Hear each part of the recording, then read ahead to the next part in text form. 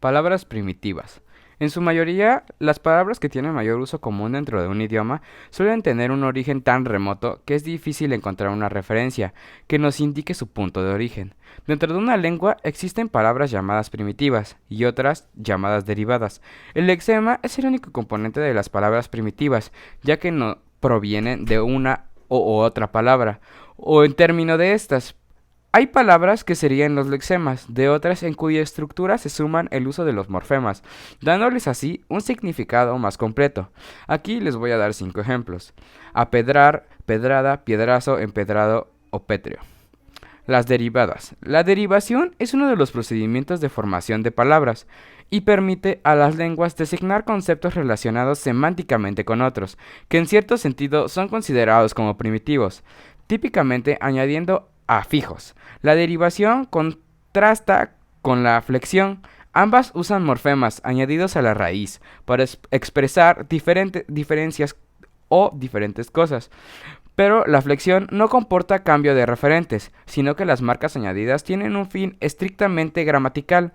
La derivación es trasplante de la síntesis o la reflexión. Además, la derivación con frecuencia comporta un cambio de categoría gramatical. Aquí van 5 ejemplos: acuático, acueducto, acuoso, aguadero, aguacero. Palabras compuestas. El español se conoce como las palabras compuestas, aquellas que son producto del proceso morfológico de la composición, esto es, que surgen a partir de una unión o coordinación de dos raíces o lexemas, para formar así una nueva unidad sintáctica y semántica. Este proceso se da a partir de dos palabras, cuales a veces de la misma categoría gramatical y a veces no. El resultado se maneja como una unidad en sí misma, rigiéndose normalmente por las reglas de acentuación y ortografía. En cambio, en algunos casos los dos términos que la componen van separados con un guión corto.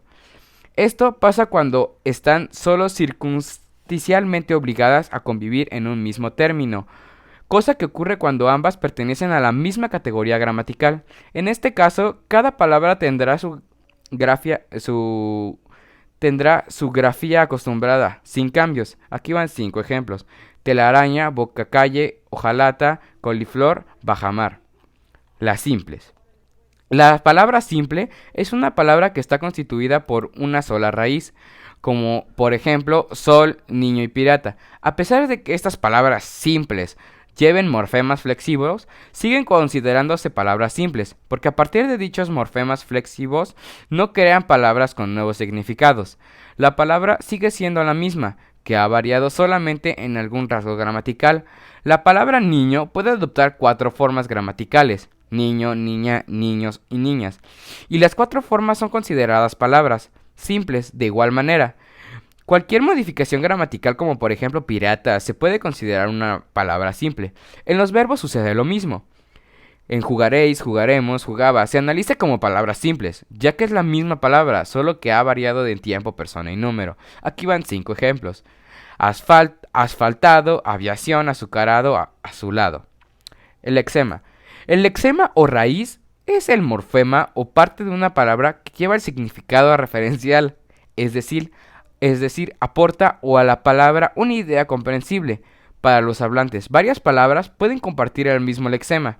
Los lexemas contractan con gramemenas, que son componentes gramaticales, que no tienen un significado por sí mismos, sino que son interpretados como elementos relacionados que modifican o complementan la significación de la palabra en una frase. Es decir, los gramemas no tienen una referencia extralingüística muy clara.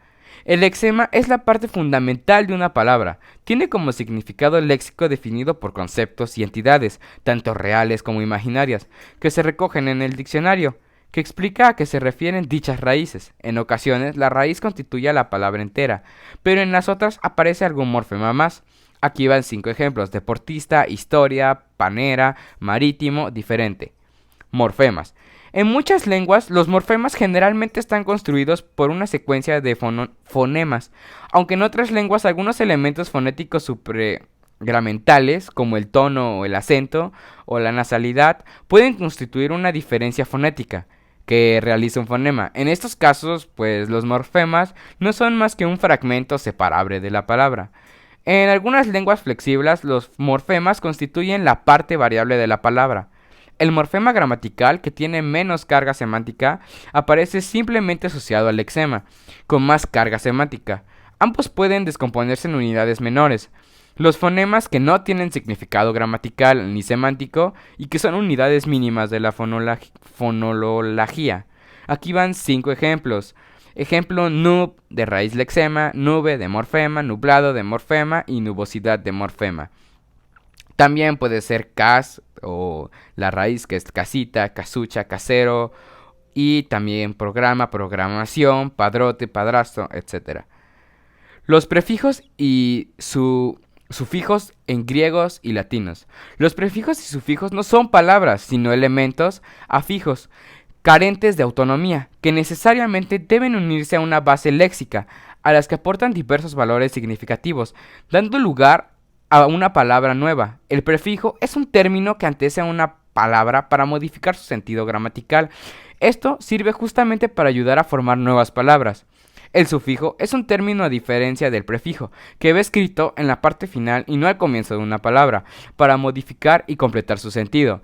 El prefijo es un morfema derivado de una clase de afijos que se anteponen a una raíz. A este proceso para crear unas nuevas palabras de neologismo se le conoce como gramática, que genera renacer, recaer o repasar. Y es una clase de derivación.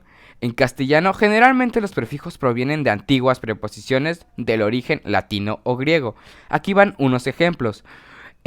Ario, oficio, lugar, conjunto y relativo. Itis, inflamación, irritación. Ica, relativo al perteneciente de la ciencia. Sis, expresa la reacción y el efecto de la dicha acción. Ismos, doctrina o adecuación.